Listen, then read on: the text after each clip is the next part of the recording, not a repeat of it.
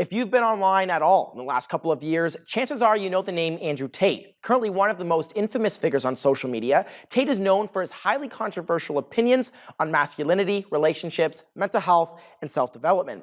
He promotes what is often described as the alpha male, which epitomizes the idea of achieving dominance in all areas of life. Recently, he had this to say about masculinity. There's no such thing as too much masculinity if it's genuinely masculine. I mean, you can kind of say that as long as it's one of those. Is it too far? The way that if you were to hear what he would say afterwards, it probably does go a little bit too far, right? But the sentence itself, no, it's not too far, because like, how can you be too much of something that you naturally are? Okay, but what about toxic masculinity? Is there not? Do you really think toxic masculinity is masculinity, though? It comes down to like definitions again. We're playing with what comes back to the first part where we're talking about the definition for masculinity, even toxic masculinity. I mean, we first have to kind of wrap our head around how we're defining masculinity. So how would we define masculinity? Can we? No. I think it's kind of like it's interpreted through the lens of society. Strong, like physically or emotionally? I mean, people on the street had no problem defining it.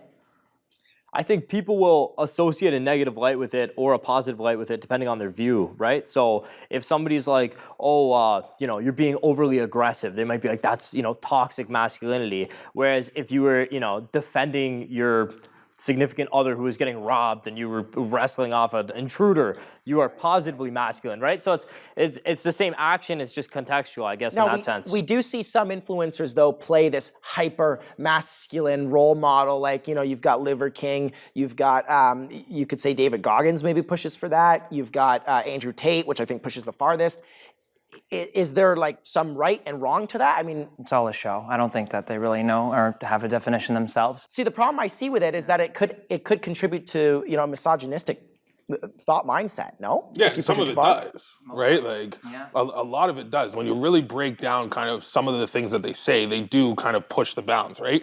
But one of the things that I've always loved was when Jordan B. Peterson talks about the idea that you need to become an absolute beast, but then you need to learn how to control it, right? Where you can have all of that within you, but do you know how to control it? You can be a super aggressive person, but in the right circumstance. Is what Andrew Tate says so liked? Because let's be honest, maybe we've liked a post from Andrew Tate once in a while. So obviously some people like what he has to say. Is he just saying what everybody is thinking? It's because I think mainstream media, everything has been so femme-centric. So young men especially, I think we're looking for a voice to kind of empower them. We're completely pushing the opposite way. And it kind of went, obviously he had to be inflammatory and kind of extra, if you want to think about it that way, to get views, to get eyeballs. That was the end goal.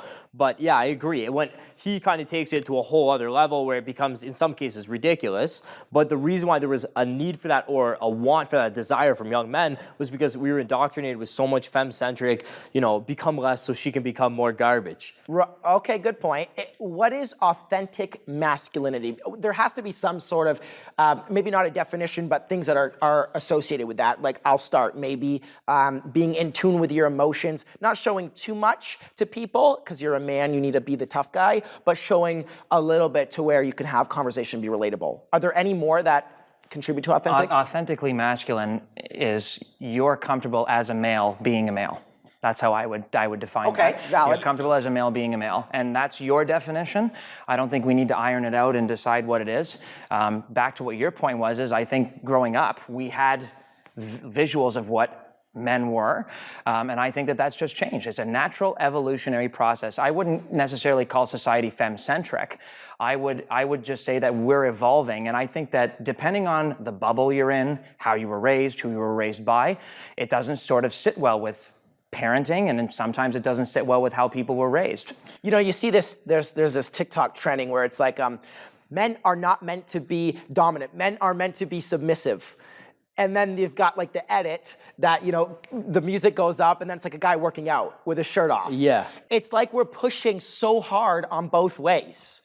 Well, that's the thing. It's everything in our society right now, though. It's so polarized. There's so much on one side, so much on the other. The truth probably lies somewhere in the center, right? We talk about men and women both having natural interests that are going to differ and things like that. So I think whenever we try to make a blanket statement, to your point, it's dangerous in any situation when all men have to be a certain way. Now, there's obviously admirable qualities we hope all men might have.